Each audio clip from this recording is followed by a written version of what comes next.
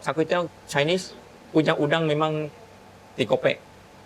Kalau Malay style, awak nampak udang tak dikopek.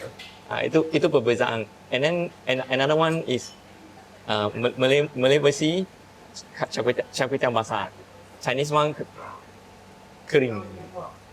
Char kway teow ini memang sudah dilambangkan satu makanan unik dekat Malaysia and Penang. So maksudnya kalau you datang Penang, you tak makan char kway teow, maksudnya you tak pernah datang dekat Penang.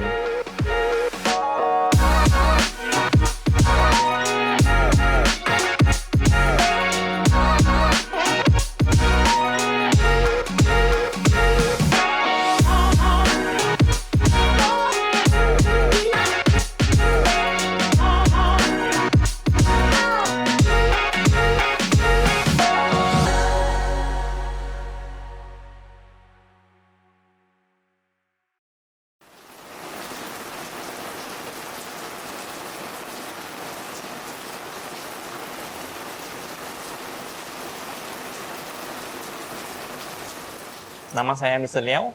Biasa orang panggil I Tiger. So, I'm third generation of Penang Road famous laksa. So, I berasal dari Sarawak.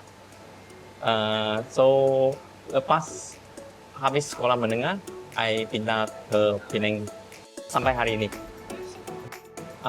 My father is from Penang and my mom is from Sarawak. Char kway teow ini berasal dari China. Masa dulu orang China migrate pergi Malaysia. So dia adalah satu makanan community Hokkien atau Teochew. So char kway teow ini memang popular dekat Penang masa itu dekat tepi jalan. So called we saw hawker food at the roadside. So masa tu kebanyakan orang pakai char kway teow bukan pakai gas, pakai charcoal. So pakai charcoal itu barulah dia membawakan itu char punya wok sebagai aroma yang manis. Char kway teow ini char masuk itu goreng dalam bahasa Chinese. So kway teow itu memang kway teow biasa lah, macam kuo teow. Oke, char itu mengantungi goreng sekali dengan yang punya woknya sekali. Oke, wohei ialah satu seni masakan api besar. So bagi aroma unik dan rasa char manis berasap. Yang wok ini bukan orang biasa yang boleh buat. Kebanyakan macam orang yang sudah ada pengalaman dalam bidang goreng, dia boleh menguasai itu api.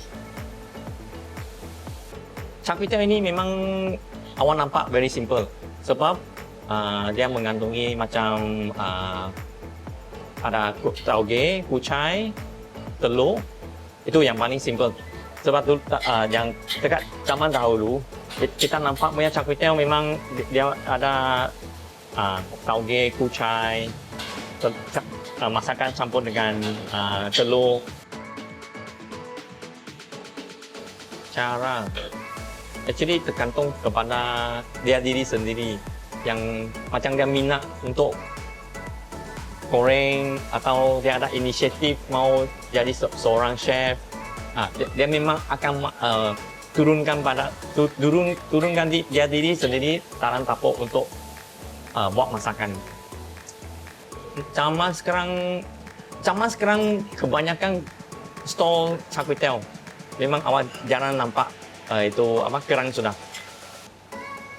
Yang dulu my parents punya version memang kebanyakan ada masuk sekali kerang.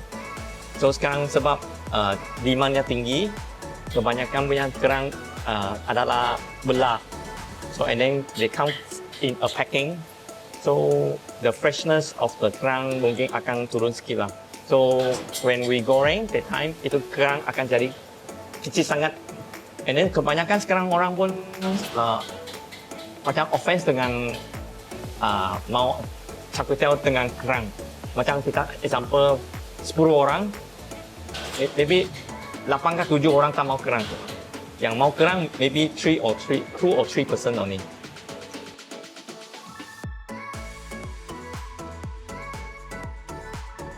Char kway teow ni original from Chinese. Dia memang ada pakai minyak babi. So pada zaman sekarang macam permintaannya sudah tinggi. So maybe some peniaga dia tukar minyak babi kepada minyak vegetable. So dia boleh diraihkan kepada semua kaum dan satu dunia punya pelancong become more accessible. Yeah. Okay, char kway teow ni biasa makan pada masa yang tentu. Dia boleh makan as a sarapan pagi, dia boleh makan sebagai tengah hari, malam dia pun boleh makan. Even though midnight, kalau awak hunger, awak pun boleh makan char kway teow juga. Char kway teow ini memang boleh digoreng dalam 1 minit saja dengan api besar. Resepi char kway teow ini memang dari saya punya aunty. Dia punya resepi pun, I think dia punya siapa hari itu kasih dia. Dia punya atuk sana punya kawan kasih dia, lepas tu dia ajak saya. Char kway teow ini memang satu bidang, boleh cakap satu bidang tradisional. So untuk meneruskan bidang ini, macam mana cakap? Sebab so far we can see that macam a lot of hawker store sekarang diniaga orang tua, bukan orang muda. So orang muda sekarang tak mau bersusah macam char kway teow kerja macam tu. So kalau nak meneruskan char kway teow ini, I think we need to encourage more people to learn how to cook first. Minatnya ada dulu, baru boleh kita meneruskan keunikan char kway teow dengan Malaysia ini seterusnya.